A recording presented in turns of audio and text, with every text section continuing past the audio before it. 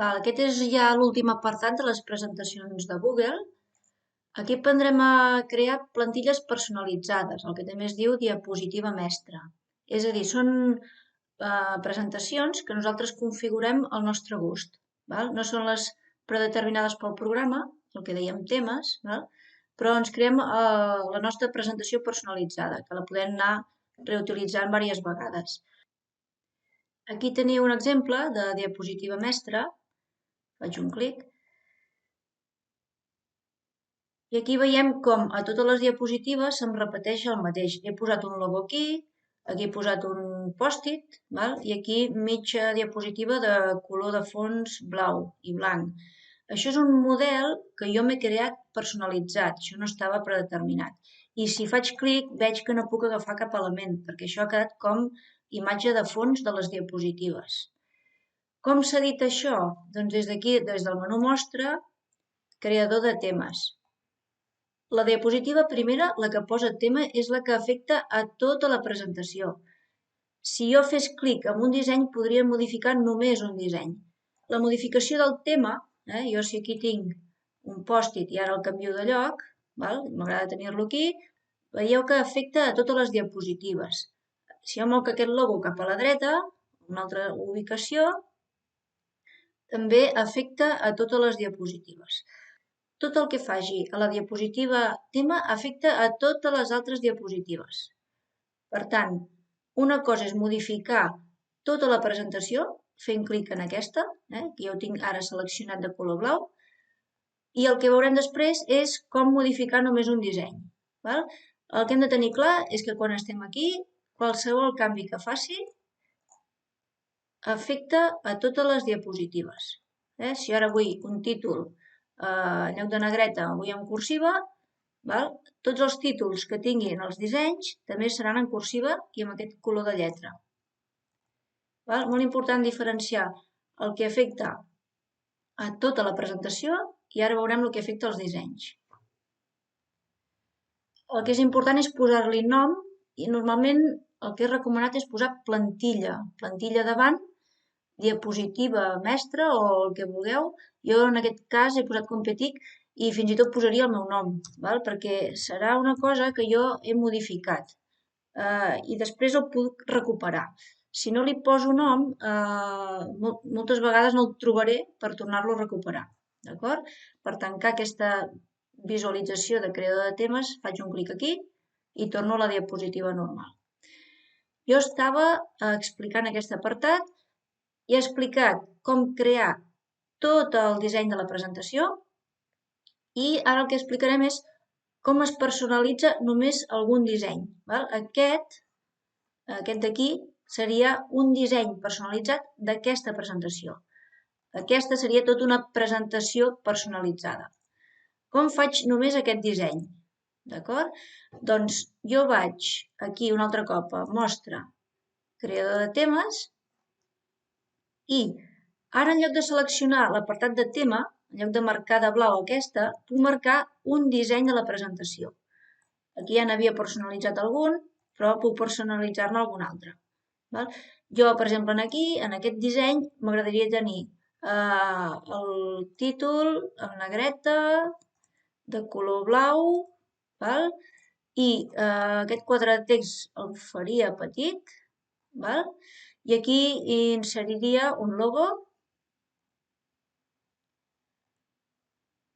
per exemple, un logo o un pin, el que sigui, obre, el col·locaria on jo volgués, aquí. El que poso aquí no es veu reflexat a les altres diapositives, o sigui, només estic modificant un disseny. Ara tanco el creador de temes i quan jo vaig a inserir un disseny, el tinc aquí, d'acord? Jo ara insereixo aquest disseny i és el que he creat. Veieu que en cap cas puc agafar aquesta icona perquè l'he creat des del creador de temes. L'únic inconvenient és que aquests dissenys personalitzats només són visibles des de la presentació en la qual els hem inserit. D'acord?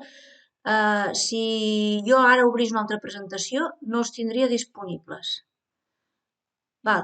Per recuperar una plantilla de diapositiva, val? Jo he creat aquesta, la tinc tancada, fa temps que l'he fet i la vull recuperar.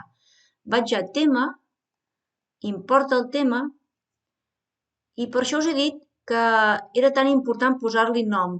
Jo en tinc ja bastantes de creades, a la que poso plantilla m'apareixen un munt de plantilles que jo ja he creat anteriorment. Val? A la que vosaltres aneu creant us apareixeran. Però és bo posar-li plantilla com a nom, perquè així la pots recuperar molt fàcilment. Els comentaris serveixen per fer comentaris, precisament, amb diapositives de la presentació. Podem fer un comentari nostre, dir, falta alguna cosa per posar, o pot ser que la tinguem compartida i un company ens faci un comentari de que aquella diapositiva no s'entén gaire bé o aquella diapositiva s'entén perfectament, d'acord? Llavors, com posem comentaris? Amb aquesta icona d'aquí. Fem un clic aquí, s'obren els comentaris, escrivim, a la que escrivim aquí alguna cosa, comenta, val? I apareixen tots els comentaris a la dreta. Els comentaris només apareixen a la diapositiva en el qual els hem escrit. Si jo canvio de diapositiva, aquí no hi ha cap comentari, d'acord? Puc canviar l'idioma de la interfície i això es fa des de la icona del perfil, gestiona el teu compte de Google. Val? Aquí hi ha informació personal i aquí em posa preferències generals del web, idioma. Jo ara tinc idioma preferit en català, però jo ho podria tenir, per exemple, en anglès. De fet, puc afegir altres idiomes, i ara aquí si poso, ja tinc castellà, gallec, el que sigui. Aquí afegeix un altre idioma, podria afegir més idiomes. Si jo volgués que l'anglès fos el predeterminat, em surt aquesta fletxeta, faig un clic aquí dalt, i de seguida ja em canvia l'interfície. Si jo torno ara a les presentacions i actualitzo, em surt la interfície en anglès. Llavors, ara ho torno a canviar. Jo hauria de desar perquè em sortís la fletxeta. I llavors ja, quan deso, si jo clico aquí deso, el castellà d'Espanya, desa, ja em surt la fletxeta per pujar-lo. Jo en aquest cas ho vull tornar a tenir en català, em torna a canviar l'interfície, aquí actualitzo i em surt tota la interfície en català. Podem corregir les faltes d'ortografia només fent un clic sobre la paraula i canviant amb el suggeriment que ja ens genera el Google. Faig un clic aquí i corregeixo la paraula. Moltes vegades les paraules ja són correctes, el que passa és que les he agafat en un altre idioma i el que hem de fer és seleccionar les paraules que estan subratllades que estan correctes, anar a fitxer, idioma i dir-li que està en català. Un cop li hem dit això, ja les paraules queden corregides. Hi ha algunes vegades que hi ha paraules també que no les té el diccionari, el Google. Llavors el que hem de fer és anar a eines, corrector ortogràfic, diccionari personal, i aquí s'obren totes les paraules que hem anat afegint al diccionari. A més, jo també en puc afegir alguna. Per exemple, aquí àudio no ho tenia i l'afegeixo. Es pot fer directament des de... i aquí m'apareix. Aquí també les puc anar eliminant, si alguna no la vull. Clico aquí a la paraula, a la dreta, on són l'escombraria, i ja està. Abans Google, quan teníem la llengua d'interfície en un idioma i escrivíem en un altre idioma, ho marcava tot subratllat perquè com si fossin faltes d'ortografia. Però des de fa poc ja no ho marca. Tot i així, si fos el cas, si tornés a marcar, seleccionem tota la frase, el que sigui, i tornem a fer el que hem fet abans. Fitxer, idioma, i li diríem l'idioma que és, d'acord? Podem crear tant enllaços externs a una altra presentació, a un web, el que sigui, com enllaços interns. Per crear enllaços externs, aquí tenim l'enllaç de la presentació primera, de la primera part. Com hem fet això? Doncs seleccionem el text que volem enllaçar, per exemple, aquest, seleccioneu. Aquí ens apareix la icona d'enllaç i, si no, amb el botó dret del ratolí, enllaça. Aquí enganxaríem l'adreça web, val? Per exemple, si vull la pàgina del Google,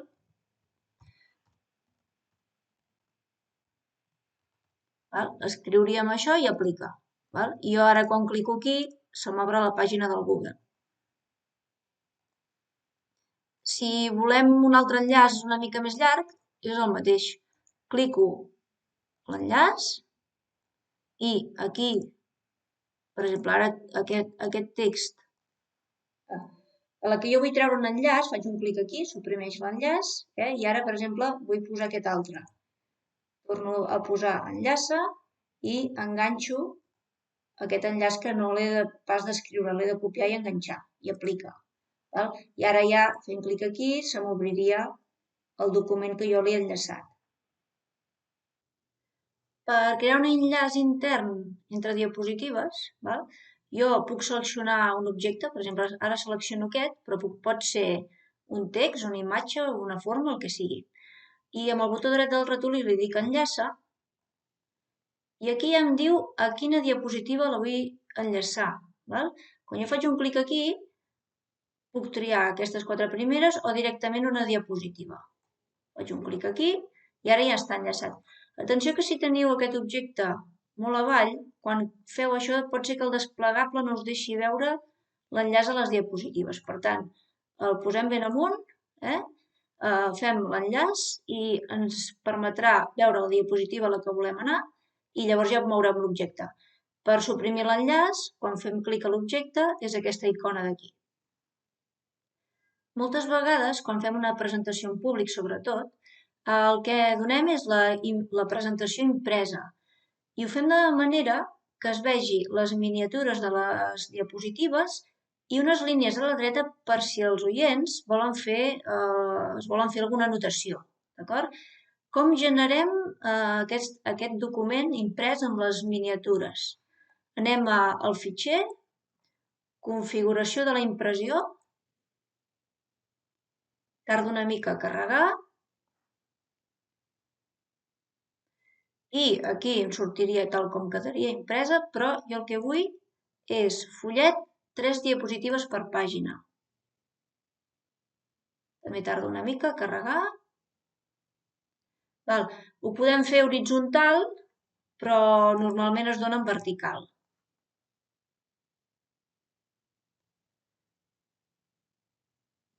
Quan el tenim ja carregat, podem baixar-lo PDF o imprimir-lo directament a la impressora. Depèn de què necessitem en aquell moment. Quan ja ho hem imprès, anem a tanca previsualització i tornem a la part d'edició. Moltes vegades hem fet una presentació molt elaborada i tenim necessitat de penjar-la en un lloc web o enviar-la per correu o el que sigui. El que és important és saber, o sigui, perquè no ens la copiïn i no se la descarregui, no la puguin reutilitzar per altres coses, la feinada que hem fet, nosaltres podem impedir que la gent se la pugui descarregar, imprimir o baixar. D'acord? Anem aquí al botó comparteix i aquesta icona aquí de configuració, que quasi bé ni es veu, aquí fem un clic, i si això està activat, ja ho poso aquí.